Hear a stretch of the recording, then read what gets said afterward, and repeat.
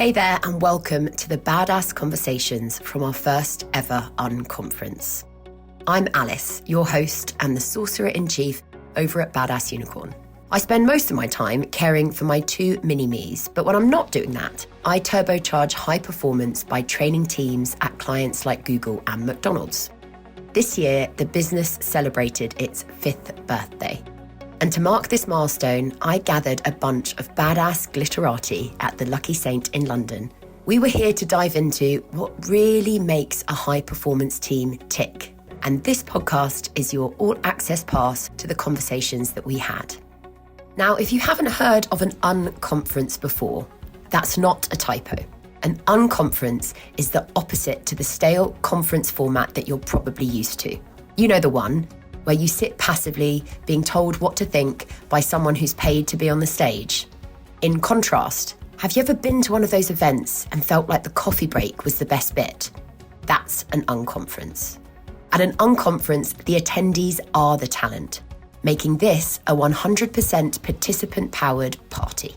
Our leaders brought their burning questions, the challenges keeping them up at night, and the trophies in their cabinet on all things high-performing teams.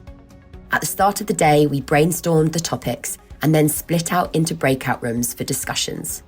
Think team strategy meets group therapy. Our group chose to cover how to enable and inspire your people, diversity, equity and inclusion, AI, authenticity, and practical tools. Now, let me fill you in a bit about the group you'll be hearing from. Check out the full list in the show notes of the diverse range of leaders featured. For example, the likes of Caroline, Media Innovation Director at Procter Gamble, Gina, the Head of Sales for Kind Snacks, which is owned by Mars, and Nick, VP of Product for Britain's largest home extension company, Resi. And I'll introduce more interesting folks later in the show. The conversations that you'll hear have been edited to bring you the juiciest and richest insights from the day. And I'll be acting as your guide, leading us through the key discussions and findings. So get ready to take some notes and let's jump into our first session on how to enable and inspire high performance. Have you ever wondered, how do I keep the team motivated? What drives people to perform at their absolute best?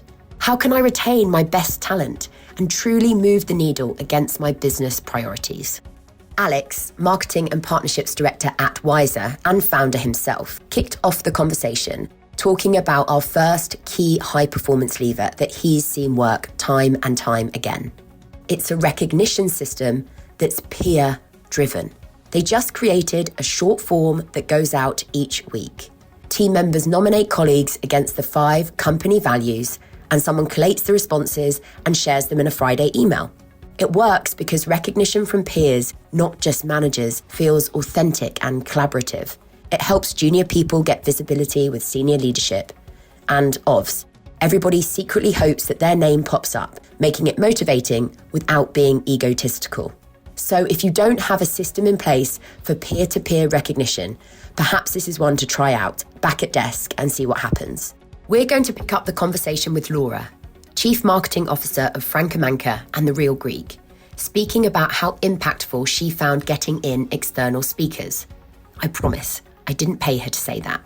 Laura, over to you. What I found successful is when we have speakers from a totally different industry that are lending the key message that we want. So for instance, we had a challenge at some point, which was all about turning around the business. And we had this sport guy and he was quite famous. I didn't know him, but he was quite famous that, explained his story and so on. And people really engage with that because suddenly it doesn't feel like work anymore. Do you remember the example from JFK when he visited NASA? He spoke to the janitor. I don't even know if that story's true, but he was like, asked him what he did. And he was like, I'm trying to put a man on the moon. So it's called dovetailing. So connecting the mission or the vision to the individual person, like you were just saying there. How can you do that on an individual basis? I think if you can do that as a leader, that is the most powerful thing. I think it doesn't work for everyone. I think it works for leaders, but I think it's quite hard to engage more junior team sometimes. I think it's quite business specific. So like P&G, you've got a portfolio of like incredibly different businesses, which do each have their own mission and purpose. And I think that's different about being a giant corporate versus somewhere either that you've been invested from the beginning. But therefore for me, their motivation is not linked necessarily to wider company business delivery. And we hire self-motivated, proactive, successful people. So you have that as a nice start point. Yeah. But then it's like, how do you free them up to deliver their absolute best performance? It's not by envisioning them on shared company goals often. No. It's on like understanding this individual particular thing that's important to that person. Thanks, as always, for keeping it real, Caroline. In the case where a team member isn't necessarily driven by the company's mission, what might you do instead? Can you share an example? I don't think it's complicated. Like, it's recognition. It's feeling like he was learning and developing his he's come from an agency. And so my big thing with him has been like developing his kind of commercial and business skills, his document writing, his strategic thinking, him feeling like he was really progressing at pace with his own learning journey, combined with the work that he was doing was important. And I was showcasing it and highlighting it to the very most senior levels, which gave him a little boost. But that was what delivered an outcome that has changed the needle. I think the two things that you mentioned there, which are really important, are working on something which is meaningful to subjectively to that person. The second one is the progress principle. Like, people don't want to do the same thing over and over and again. That's why L&D is important. Mastery. Feeling like they're learning and improving and developing. And doing something and having an impact on something which is meaningful to them. I really agree with that. I found it from my own experience anyway, in terms of something fairly controversial that I say to my teams is, like, people often think like, oh, companies use me for X. And I actually say to my team, use the company for X as well. So, for example, one of my engineers just loves experimenting with technology. So I'm like, right, how can we create it? So this is the place where you get to experiment with all these things. But ultimately, then I think they see the company as a vehicle to where they go. So they're like inherently more motivated. For me, what I have found successful, notably when I was running my own business, two things. One, it was getting constant pulse, either through formal survey, never letting really the drop to go. And the second thing, generally it's the CEO or the founder or whatever, but making sure that that person that is supposed to be the inspiring person is actually putting time in his agenda for this inspiration bit. Because most of the time it's just about sharing, being visible, asking people and so on. And I think when people are busy, they just do it once every quarter, when actually frequent email to congratulate people or, this is what makes a big difference, I found. All right there, badass. Hope you're enjoying the reflections so far.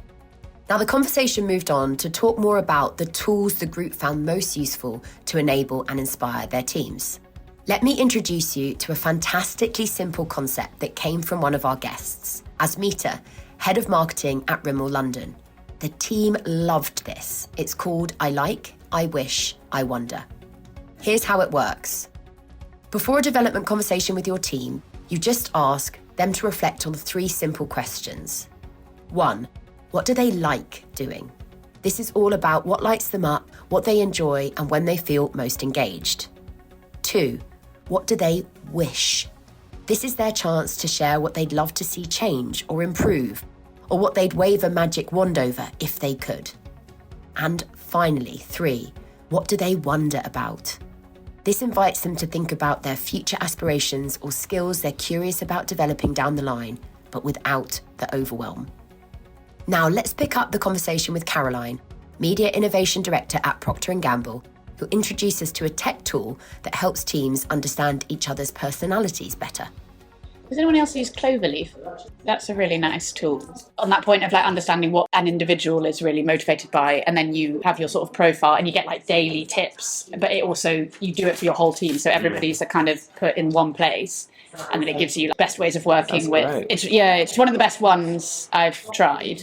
We used to do that manually, which is just on a PowerPoint. We've done that. We've done things like avoid, appreciate, working on. So that actually, if you do something that I'm like, that doesn't work for me, I can just go and refer to that framework and allow that conversation to come up. Yeah. It's kind of basic, but that's quite useful. And then I think repeating that when problems arise within teams, just going back to that and be like, remember this, appreciate, avoid, and then working on, you sort of have that humility of people are still working on these things that piss you off. What are the great questions have people found works well to motivate their team? The one that immediately came to mind, what do we look like when we're performing at our best? Or what's stopping us from doing that every day? Similar to that is when I get things that are the reasons for why things aren't, why they can't do what they want to do. It's like, well, what would need to be true Yeah, that's a real like reframe that we use a lot, which is like, okay, I understand in the current environment that's not possible because, but what would need to be true for that to be different? And then it just sort of flips the thinking on like, I mean, it's solution based, but it's quite simple, but it works quite well. Yeah. When people in my team say, I want to be promoted, I'm like, why? You don't want that. Like, what do you want? You want more money, or you want to manage people, or you want more recognition, or you want your peers to see you at a higher standard. Being promoted, you don't want that. What do you want? Signal versus noise. Like, because this is all about high performing teams, if you were to imagine that there's one metric that defines the success of your team, so the number of sales or whatever, if I'm being like said with love, but like trying to challenge here, it feels like a lot of the stuff that we're talking about are like quite small things in terms of like truly moving the needle on those things. I'm curious, has anyone found anything that they've put in place that has like really moved the needle? You had the book 2x to 10x. Yes. So basically, simple concept, but bang on that point, where if you're trying to grow by double in the year, there'll usually be quite a lot of ways you can do that in like your realm or your sphere. But if you want to grow by 10x, it really limits the amount of things that are available to get there in that time period. That book, I think, is a good way to then start challenging people's thinking, because then they think bigger. Really making bigger currently is like a bit of a company thrust, which I think is really good because it focuses people on, okay, what's already big, and how can you make an impact on it to make it a lot bigger. So what we've done to really move the needle, we have identified what we call in the company rocks. I know Laura, CMO at Franco Manca and The Real Greek, will forgive me for interrupting here to share a bit more about the rocks concept that she's talking about. The pebbles, rocks and sand concept is sometimes called the jar of life, and it's a time and priority management metaphor. I want you to imagine that you've got a big empty jar which represents how you fill your time. And besides it, you have rocks, pebbles and sand. In the case of high-performing teams that move the needle, rocks are your key business priorities. You have to put these in before the sand or pebbles, or else they won't fit. Then, in amongst your core rocks, you can fit in some pebbles, medium priorities, and a little bit of sand, i.e. the small things that you find subsume any extra space that you give them. You need to prioritise the big rocks first, what truly matters. Everything else is secondary. Fit in any pebbles you can around them, and let sand fill in any gaps. So, reflecting on you and your team, how are you spending your time? Are you ruthlessly focused on moving your rocks, or are you shifting sand or pebbles? Let's cut back to Laura and Nick to hear about how this works in practice. So we did a big workshop. We came up with 5 company rocks, and now no one is able to work on anything else. We kept 2 hours on Friday for meetings with new agency or new staff, but you're not allowed to meet other people that are outside of your rocks, because we need to deliver his stuff right now. And we implemented this as well, and again, to echo, found like this is one of the most effective things for us, because like when I came into the company was incredibly busy but not very effective, and they were doing a lot of sand work. So we have a template for every new initiative that we're going to do, a Notion template that we have for them, which gets you to answer a bunch of questions like what's the key metric is moving and how's it going to do it and so on. And actually, when you can see them in a list and you can quantify, this one is going to 10x improve versus the others, it is all about focus and just doing that one thing rather than trying to spread the bets too much. I imagine that starts shiny object syndrome, like people going, I want to do this side. 100%. It also prevents the hippo syndrome, the highest important person's opinion or something like that. Income. Exactly, In case you haven't heard of the HIPPO acronym before, it stands for the highest paid person's opinion. The risk is when a hippo says something, everyone defers to them just because they've got the highest salary or job title. But as any good high-performing leader knows, the highest paid voice isn't always the one with the right answers or the best ideas. Let's cut back to Nick describing how to use an impact filter to help maintain a high-performing team's focus. Because, it will frequently happen that the CEO will be like, hey, why don't we do this? And we're like, cool, write up a Notion card and see how it stacks up against all these other things. And then when teams are asking you to try and do these things, you go, okay, which one of these do you want to sacrifice? Because that's what it's going to take, basically. When it comes to high-performing teams, one topic that kept coming up throughout the day was diversity, equity, and inclusion, which is why we were so lucky to have Asad, founder and CEO of The Unmistakable,s with us. The Unmistakable,s is an agency that's all about helping brands and businesses be inclusive, representative, and culturally relevant. So Asad, tell us a bit more about some of the challenges that you see as it relates to high performance and inclusivity. Because of the type of business I'm running, a lot of people hide behind the banner of inclusion. You're not being inclusive, you're not being flexible. And actually, some people just aren't good at their jobs. Yeah. One of my board said to me was, good people find good jobs, people find jobs. And what that has taught me is there have been people who've kind of made us bend over backwards and go, got to be flexible. Yeah. They've then gone on to other jobs and they haven't lasted. Yeah. So I'm like, well, it's actually a talent challenge. Yeah. And I think we have to get a bit better at calling that. I think that is a bit of a role of a leader to go, I'm going to call it what it is. Yeah. And it's a performance issue. We moved on to talk about how we need to redefine what high performance and high potential looks like and means in the workplace. We discussed the challenges of the legacy view of performance being how many hours you worked, and potential, how ambitious a person is to progress in an upward, linear trajectory in an organisation, neither of which feel very inclusive. Let's cut back to Caroline Gorry, Director for Media Innovation at Procter Gamble. She works 3 days a week in favour of better work-life balance, but struggles that this definition of high performance is at odds with how potential is viewed in big corporates. I'm really good at my job, like I know I am. I don't want to give anything more than I'm currently choosing to give. I've currently got an incredible setup. Because I've been there so long and because I am really good, I've created the version that I want, and that's amazing for me. But then what I get frustrated about is I've had conversations with people who have asked for the same types of things.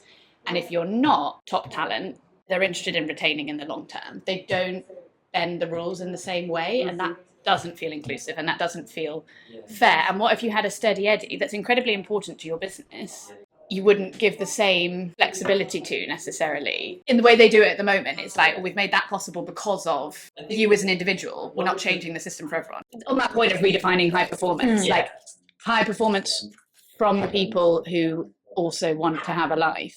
And this quiet quitting, like, I think they've got so much of it right. I think we're the mugs. Millennials are fucked because we're such inherent people pleasers, and we've been conditioned towards this definition of what success is as other people have laid it out for you, and you have to hit those milestones and hit those results and hit those targets. Caroline went on to share more about the challenges that this standard definition of potential and performance presents as a leader. How do you develop team members who don't necessarily conform to the classic status quo of what good looks like? How do we best manage neurodivergent team members? Let's hear more. If I was putting someone forward for promotion, it's a really clear-cut tick list of behaviours and results and leadership potential and all of these things that don't feel inclusive. Our definition of success and high performance is at odds with the way that our brain works. But the system is not set up to reward in the standard progression way. If you want to be promoted here, it will be to a team leadership position. A team leader must have this list of characteristics, or must interact in this way with people, and must inspire This legacy perspective of what good looks like can make it challenging to reward, recognise and promote those who are brilliant but don't fit the mould. To solve this, we need progression pathways for subject matter experts whose skills lie outside of team leadership, and to continue to fight for and role model that things can be done differently, just like Caroline. I hope you're enjoying the conversations so far, Badass. Now we're going to move on to our next big discussion on the topic du jour. You guessed it, artificial intelligence. Let's jump straight in with Nick, VP of Product at the UK's biggest home extension company, Resi. He's going to set the stage for why leaders have a duty to future-proof their teams to capitalise on these advances in technology. I think the reality is, to put it completely brutally, it is going to completely fuck with the way that we do everything. I guarantee that. And I think we have a real responsibility as leaders to figure out how we're going to not just protect ourselves, but protect our teams, because a lot of them are going to lose their jobs or have to change their jobs and so on. So I say it's a real responsibility of me to help my team figure out how they're going to use it as best as possible. I think it will eliminate production jobs. There's no way around that in any sort of graphic or video or stuff like that. But again, tangible stuff will become more valuable. So I think in real events like this, filming real things, they will have that element of it. This whole day is about the most effective teams possible. And there is no denying that when we implement AI, it can massively increase both the output of what we do, but also the actual performance of that. But there are just so many repercussions of it. You can think of AI very much like you would an employee, right? If you give them really bad instructions, you'll get bad results from it. If you know how to get the best from them, you can get amazing things from them. All right, gang. So how are you as leaders personally using AI? I've only started to use it myself the last couple of months, and I've got to say I love it. I treat it like a sort of intern. So you can give it tasks. It's not always right.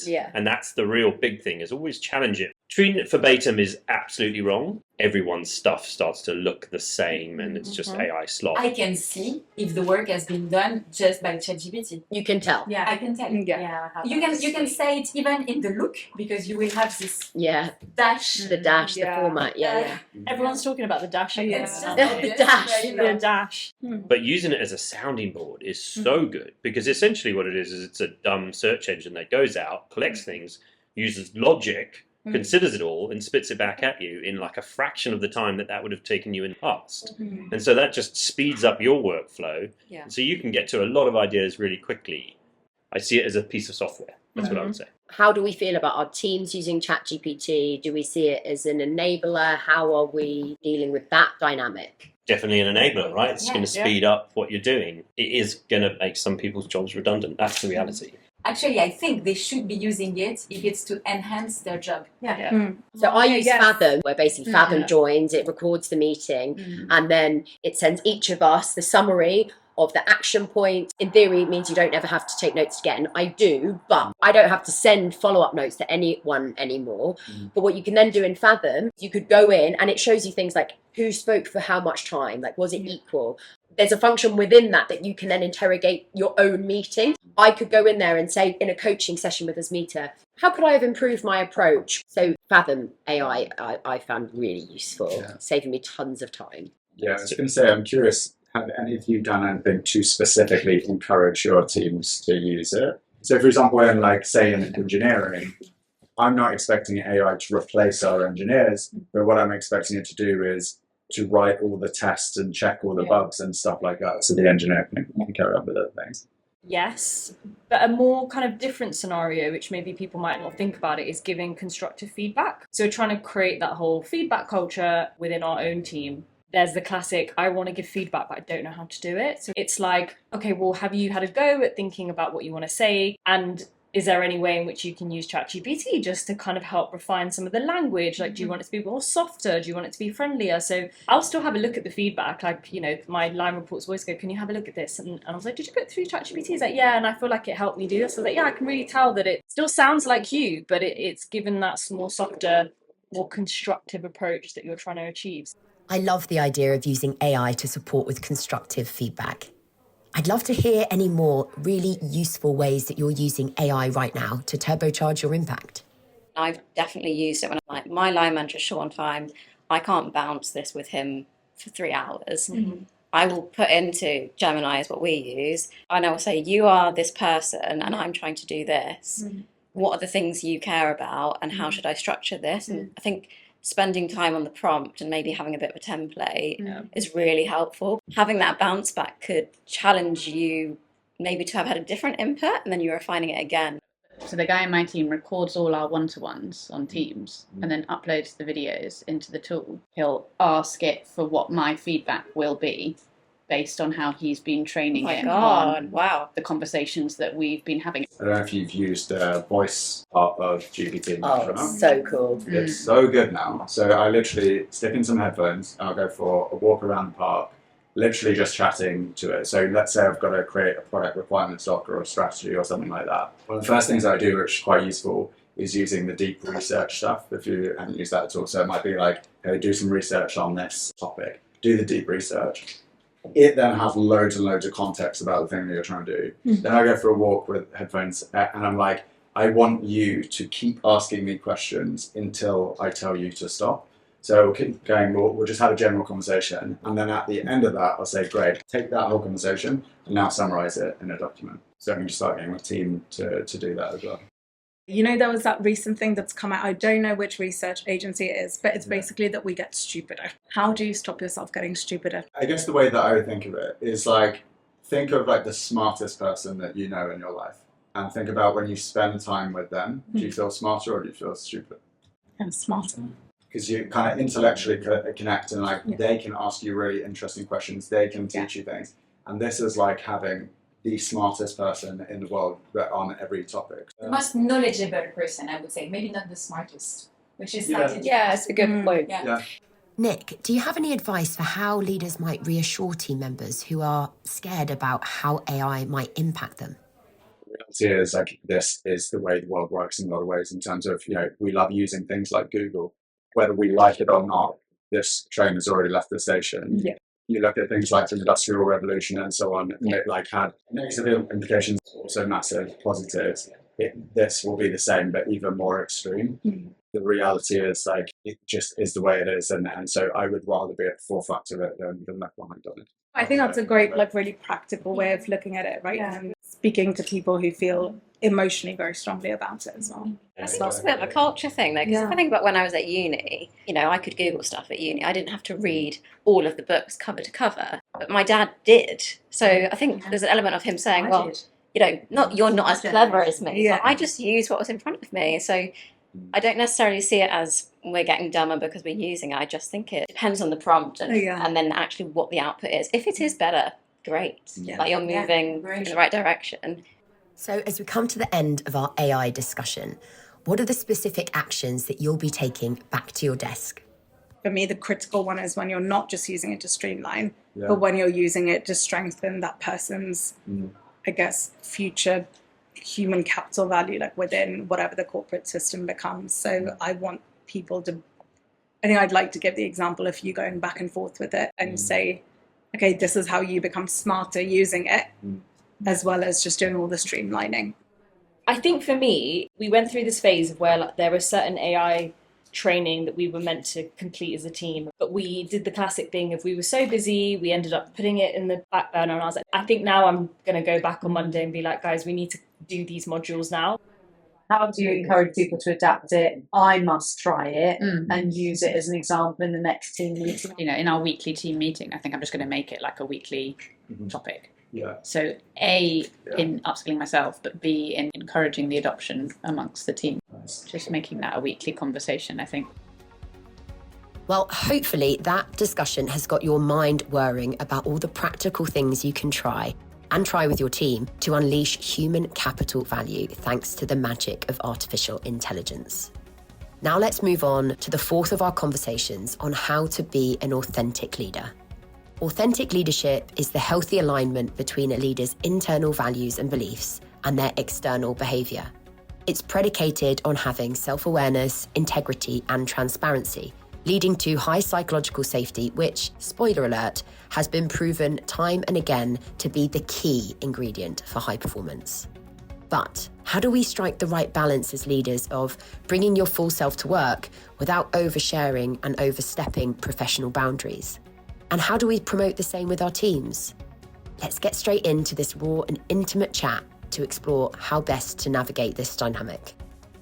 Do we feel like we can authentically be ourselves in our current jobs? I do. Yeah. Out of 10? Probably like 8. Should I say why? Yeah, 8. yeah. I think because when you're running your own thing, people are buying you. Yeah. So you've got to be you. The thing I'm working through at the minute is I spent 8 years of my career in the closet.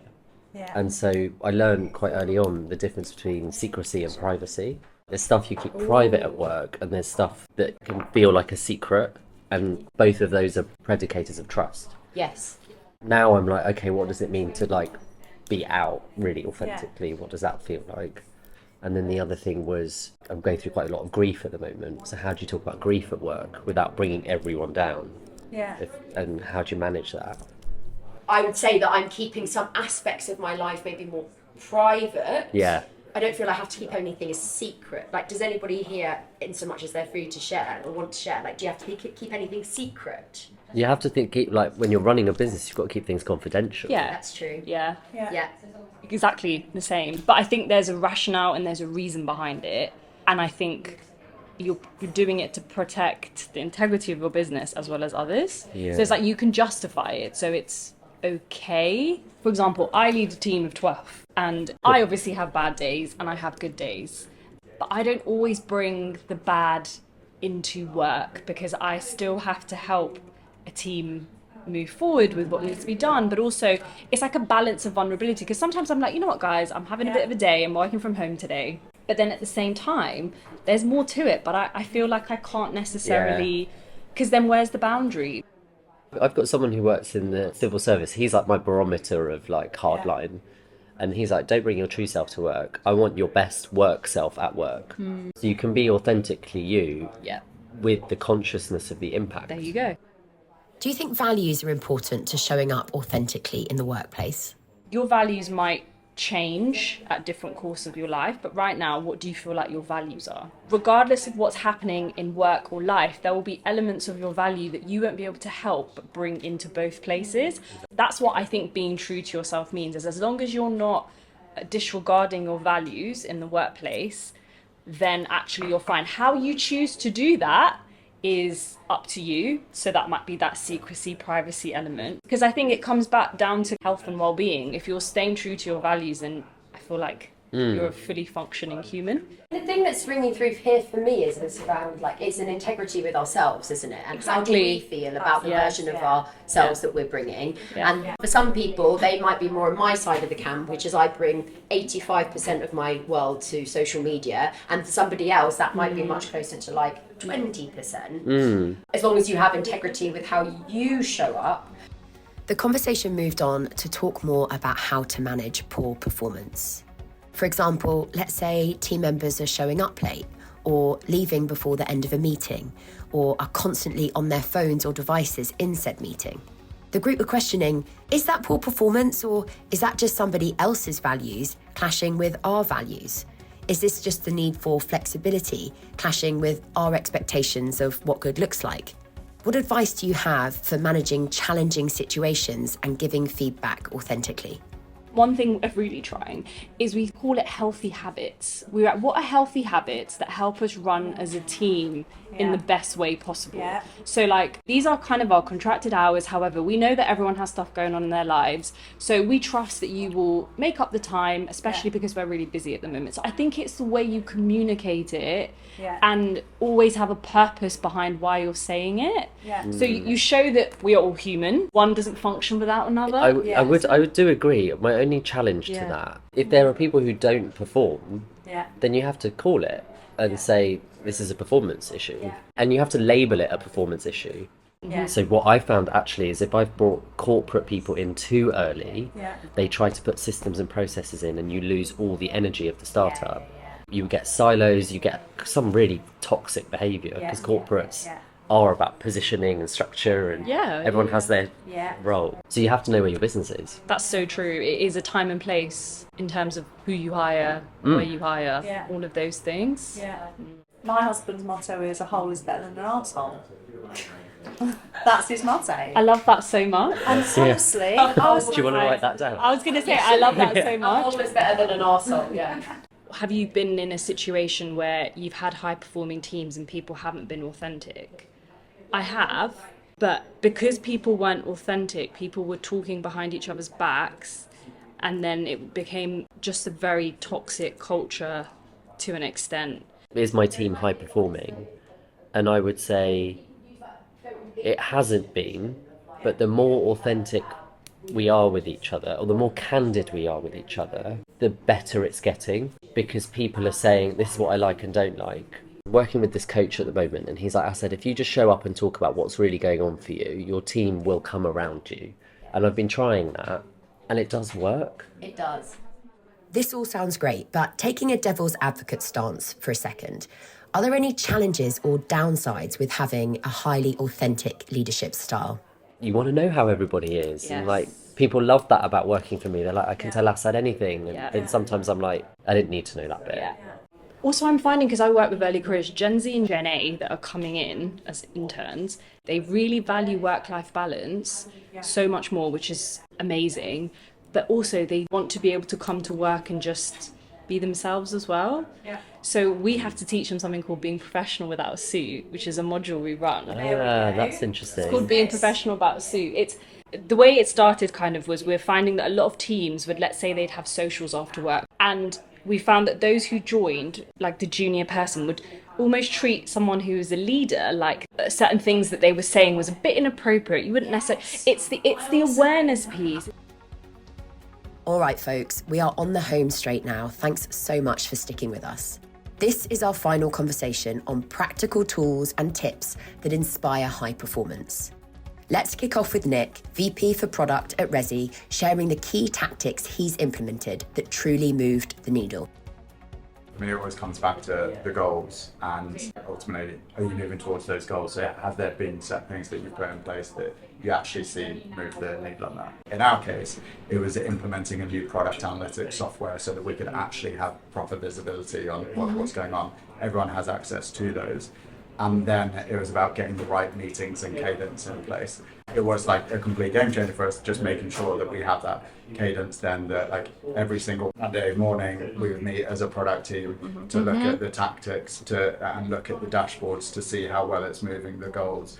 And then you have like a broader cadence of, on like a quarterly basis, then revisiting, what's the general strategy around this. This is really relatable. I mean, we've got things like, it's different language, but objectives and then pledges. So I guess annual objectives are broken down into pledges, what you kind of commit to for that quarter. Yeah.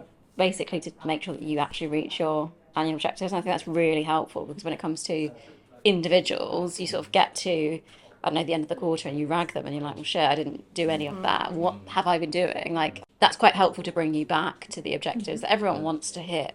I don't know about you, but I found that those regular reporting meetings can get a bit boring. How do you tackle fatigue? So we've had a team meeting fortnightly for I don't know how long. I'm sort of falling out with it now, because I think what we need is something much shorter, more frequently, and that seems to be working fine. And it came about from the team clashing a little bit, not communicating very well, and just thought, okay, we'll just talk more. So I'm going to formalise this, and we're going to go around the room. We called it like, if you know, you know, because people saying, I didn't know you did that. I didn't know. Well, now you do. This is your forum to do that. I love the name of a meeting, if you know, you know. I'll be borrowing that. Now, let's talk about onboarding. What tips have you got for getting people up to speed as quickly as possible? When someone new starts on the team, we usually have like an onboarding pack for them. We have something called the Oracle, which is like everything that you need to know about working in L&D. It's basically like a dummy's guide a little bit, because so much changes in our business all the time. But we know that that's our one source of truth, and we know that if someone joins, then actually that's the thing that they need to know about. We've done quiz. And that was very good. We are doing onboarding, but then we are doing regular touch points with quiz. This is just better. We have seen more engagement since we have done that. Yeah. Best team ritual you've implemented? I don't think it's a ritual, but having a sprint every quarter to like problem solve something that's quite big, or not anyone's specific role, particularly because the team is made up of developers, analysts, sales, post-sales. There's lots of different skills and ideas, and doing that sprint in a very short space of time, so we go outside of the office to do it, setting like problem and just encouraging a bit of creativity. It's really amazing that often the best solutions don't come from the people you think. I've had instances where I haven't set a great challenge, and that it's not really worked, and I've had to work quite hard to get the answers out. But when it has worked well, it's literally set up what we then go and do, and then you can hold people to account. Some have worked better than others, but yeah, when they work, they are. And they're really energizing. And how do you facilitate it? But you basically set out a problem. What's the biggest problems that we face? You group them, and then you all sort of vote on which to solve. So everyone's sort of behind, okay, we're solving for this. And then you brainstorm ideas or things that can contribute to that, and then anonymously people sort of vote for the best ideas, and then there's a leader or a decision maker that basically says, we're going to do that. What's your way of managing people? Are you more into micromanaging or super top line? How do you keep track of the progress of your team?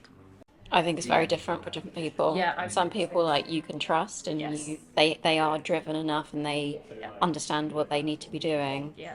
And I think that structure on objectives and pledges, it's clear how much they need you. Yeah. And for the great individuals, it's sort of thinking, okay, well, how do I stretch them? And then for others, it is maybe more micro and hand-holding. So you're adapting, basically. Interestingly, like when you asked management style, intuitively, I felt like, I don't want to say that I'm like micromanaging because it feels like that's inherently a bad thing. But interestingly, like hearing all of you, like it does feel like that there is a time and place where you do serves you well to do it. You have to stay close to something until you trust somebody. Have you ever seen the situational leadership model? No. The rhythm that you go through when you're in a new role of consciousness and competence. And so dependent on where you are in there depends on what line management style you need to employ to affect that person's engagement and motivation. And when it was first taught to me, it was like, oh yeah, it's completely linear and you'll just go like this with your line management style. It's not true anymore because we change job roles and projects on people so frequently now because of like squiggly careers rather than linear careers that actually you do need to flip-flop. And that gave me confidence in my line management style because I have told my team I start with high trust. What I have experienced is when you start with high trust, sometimes you can get a real slap in the face. I admire you. I start with zero trust. And I told my team as well, I start with zero trust. I believe trust needs to be earned and I let go progressively. We have a team contract that's written down where they have their expectations of me and I have expectations of them, and we all signed it. That's nice. There are things like That's really interesting. You do one-to-one every week, but this is then what I expect you to bring in that one-to-one because it needs to be useful. It's an exchange. Yeah. What did they want from you? What kind of stuff did they ask? Or what are you contracted to deliver? I'm very interested. Because I look after sales and category, they negotiate with me how much time I spend on each. Right. Because they're two quite different functions. One needs a lot of thinking, one needs quite a lot of networking. My contact time, because I'm in a lot of internal meetings without them, decision making, that I'm clear with them on what decisions have been made if they affect them, because they've never had that before. And that's actually been quite useful, because if they don't deliver on their contract, I bring up that signed sheet of paper. This is what we agreed to. How do you think we're going? Sign it and then use it. It's really nice. And they hold me to account. So one of mine is on a Friday, which I'm breaking today for this, but normally at 3 o'clock I clock off because that's the one day I get to pick up the kids. I don't do it any other day. And my rule is you cannot break that 3 o'clock. If it is a really serious sales emergency, my boss picks it up. I don't need to pick it up. And I love that. Then you embody that though. And when it happens, do you pass it on to your boss though? Because it's about living what we say. They contact him. Exactly. I thought you said if my boss picks up. I was like, picks up your kids. Is there anything that you think as leaders you could be doing better or differently? Something that if I was like being self-critical of myself, something that I think I should get better at is I probably do fall a little bit into the habit of focusing on the squeakiest wheel. You know what I mean? Like if someone they're having lots of problems and so on, like spending most of my time there. And I remember my old co-founder gave me what I thought was some really interesting advice, which was if you think of people as red, yellow, green, of like how are they at this point in time, like culturally are they happy? That we have this natural tendency that if of your team someone is red, like your time goes on them to try and fix them. But often actually like that can be even more of a drain of your time, and you can have a higher impact if you actually focus on the greens or maybe even the yellows, because if they are all really good, that hopefully then feeds through to the others. So I block out in my diary every week on Friday mornings management time where I'm like, it's time dedicated to thinking about my team, but I'm very, very guilty of being like, I've got this other urgent thing to do. Thank you so much for tuning in to the badass conversations on high-performing teams that we had at our Unconference. I really hope you enjoyed it. To make the most of what you've just listened to, I invite you now to think about what are the things that most resonated for you, and even more importantly, what are you going to do as a result? Huge thanks to my badass pals for their insights, inputs, and reflections. Don't forget to check out the follow-up resources that are in the show notes. And if you've enjoyed and got value from listening today, I'd be so grateful if you'd share this with another leader so that they can learn too. That's it from me and the Badass Unicorn Unconference. But if you'd like to find out more about how Badass Unicorn fuels high performance, please check out our website, www.badassunicorn.co.uk.